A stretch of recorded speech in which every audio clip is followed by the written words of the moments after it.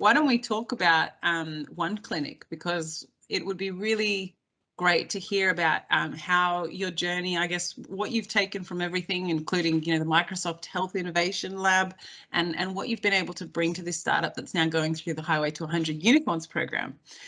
It's really cool to welcome you back into the Microsoft fold, sort of from the other side, because what this program aims to do is to give as much as a startup is able to kind of take and ask for, because when your vision is I guess as clear as can be, startup vision is not always, you can't always see very far ahead. But when you actually know what you could probably get from Microsoft, I think it makes it really, really valuable. So I'm interested to hear how the journey has gone so far. So we'll kick off. Maybe why don't you tell us, what does, in a nutshell, OneClinic do? So our plan is to provide a complete end-to-end platform for the private clinics. In Vietnam, as well as in a lot of other countries, the public hospital has many problems. Even if you have the best technology, it's not always guaranteed that you actually will succeed in those public hospital playground. So we decided that we use all of the technology that we have developed, and we will aim it for the private clinics instead. So what we do is we actually will cover the entire patient journey from the moment when they first make the choice of doctor, make the booking app, and then they will come to the clinics to have the appointment, and then the doctor will examine them, and then the doctor can send them to other facility like testing labs or so on and so forth, and then they can return back to the clinics, or they have telemedicine. And finally, when the doctor finishes their case, the doctor will actually share their medical record on a personal health record. And all of this is actually on the Filer platform. Filer is fast healthcare interchange response format, which is international standard. The US also use Filer quite a bit. In fact, Microsoft and Google both are the big proponent behind Filer. So then the patient can actually use this personal health record and share it with their doctor, both inside Vietnam and outside of Vietnam, or anywhere they go in the world. So the entire platform is Filer-based. Yeah. And it's extremely important more and more these days, as we are allowed to travel again, that essential records like your health records are able to be brought with you and interpreted by people that you might be receiving healthcare for around the world. That's amazing. And so what sort of challenges do you face? That's quite a big question, but if you were to narrow it down into sort of a few challenges that you sort of see as your main ones, what would they be? So the first one would be how to attract all of the clinics to join our game. So that's actually an easy one, because we give away the software. Right, so that's an easy one. We only charge, we give away the SIS, which is the software that enables the clinic to manage itself. We charge the EMR only for storage, the electronic medical record, which is only for storage. And then the personal health record, we charge the patient, but the price is actually very simple. So it's $5 for an entire year. When in fact, if you go to a single hospital clinics or whatever in Vietnam, you actually have to pay $1 for one per clinic. So our personal health record will span across the entire year for whatever clinic you go to. And so our first challenge is somehow to expand the customer base inside Vietnam, just as the testing ground. And then after that, expand to Southeast Asia, to APAC, and then beyond. Because we actually build on world-class technology. We run on the cloud. We run on latest health international data exchange center for healthcare, as well as for data security and privacy. So we can actually scale globally from the technology point of view. Wow. And so that's where we need help. What you're highlighting is something that we see a lot with startups, in that they've solved a problem that their startup is focused on, but when it comes to pricing, and the subscription model or the business model itself, that's nearly 50% of whether the business is going to succeed, because it's how your customers can actually uptake your product. And if you get that right, and if it's easy to roll out and pick up, that's an enormous factor in the success and scaling potential for a startup. So it's great to hear that you've got that sorted, and that it's so attractive and so easy for your customers to, first of all, be using the software, and then that it presents a better alternative to what's out there at the moment, the single-use dollar spend versus a 12-month subscription. Yes. It's making sense very quickly, which is a really good sign for a startup, as you would probably know.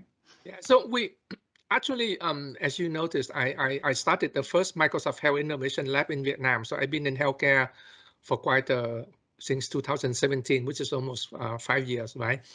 And there's actually no reason why I would leave Microsoft, except that my passion for healthcare is much bigger than my passion for Microsoft.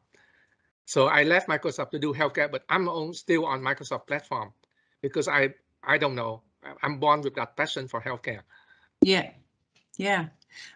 And so that is an amazing trait to have when you're going to be impactful, to be passionate about something.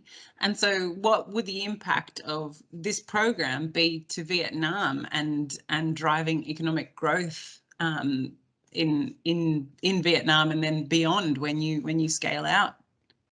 So right now there is no there's no the Ministry of Health has specified no standard for private medical clinics.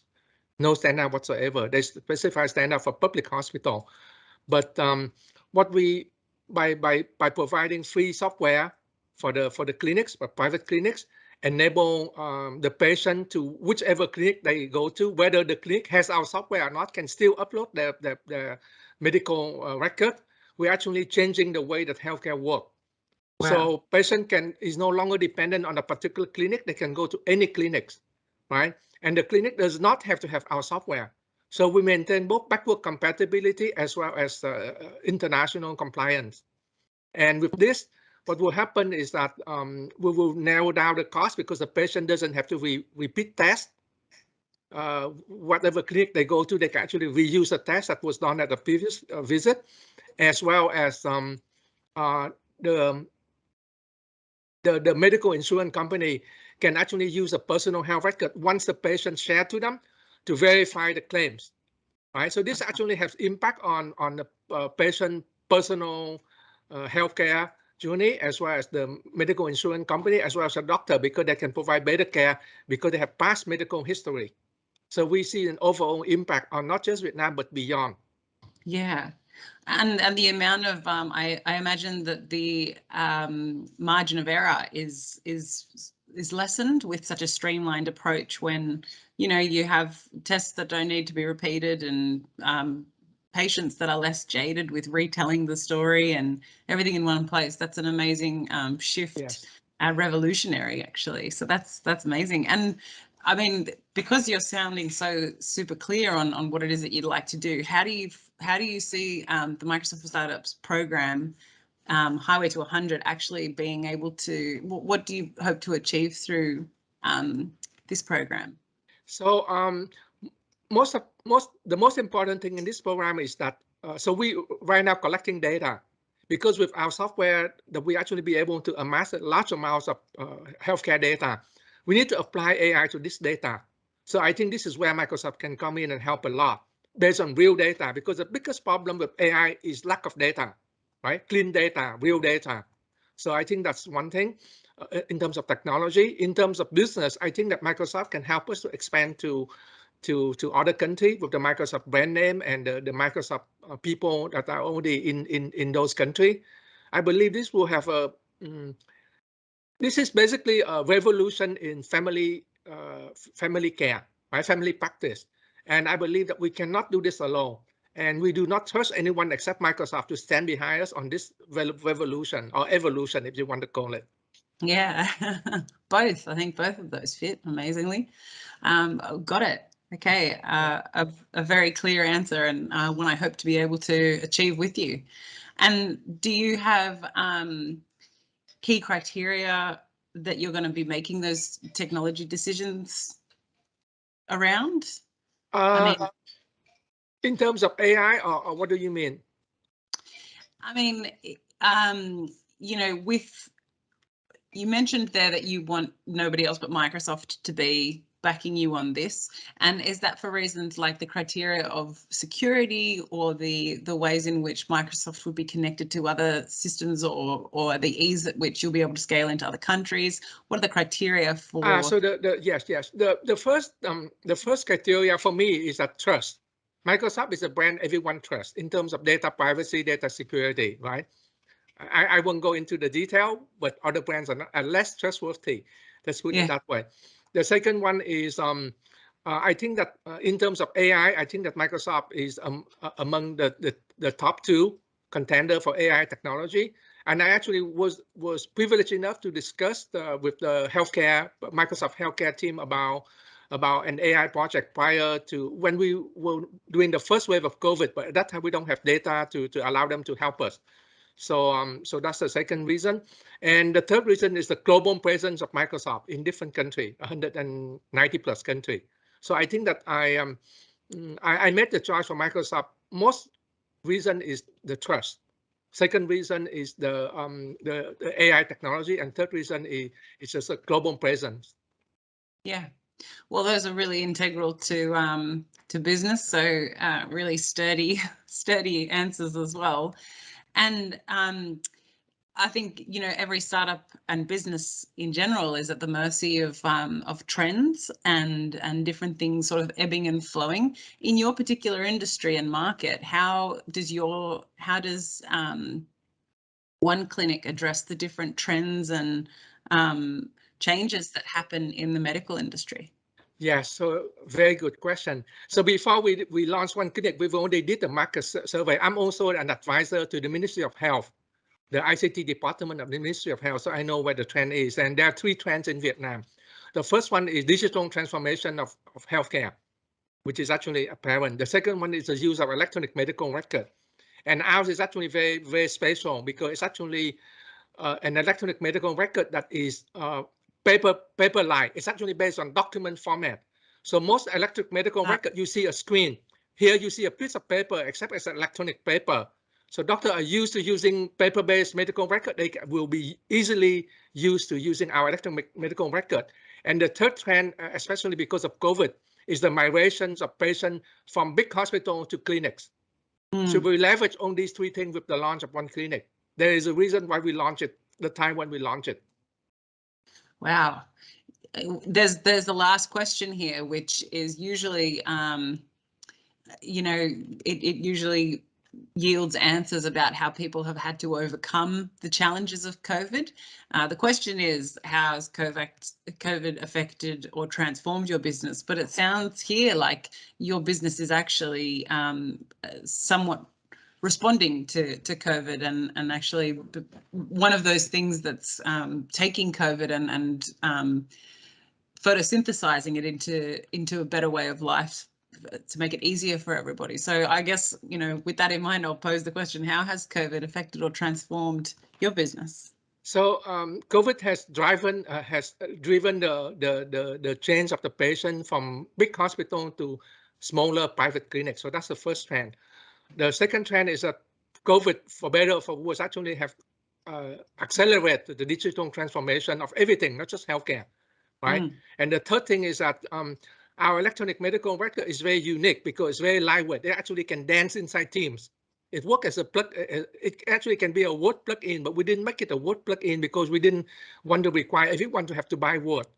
So it's actually exactly like a Word. It's actually a document-based platform. It dances inside Teams, and because of that, doctor in Hue province actually using it to treat COVID patient at home right now. So we actually, as we speak, this technology is actually being applied to novel use. In terms of the treatment of COVID. Well, it's an amazing business, and you know, your passion is infectious. It's really easy to feel, and I think that there's such a there's such a potential for this to really change a lot of people's lives. And I hope that you're getting that satisfaction as a founder to know that what it is that you've developed is going to have such an evolutionary and a revolutionary change on something that's so important. More than ever, healthcare is top of mind and front of view for everybody on the planet, more or less. So we are so happy to have you in the program. Okay, thank you. Thanks for taking the time to talk to us today, and hopefully we can check in maybe the second, maybe halfway through the year, and check in again and see what you're up to for everybody that's interested, because this is an amazing story and a journey certainly to follow.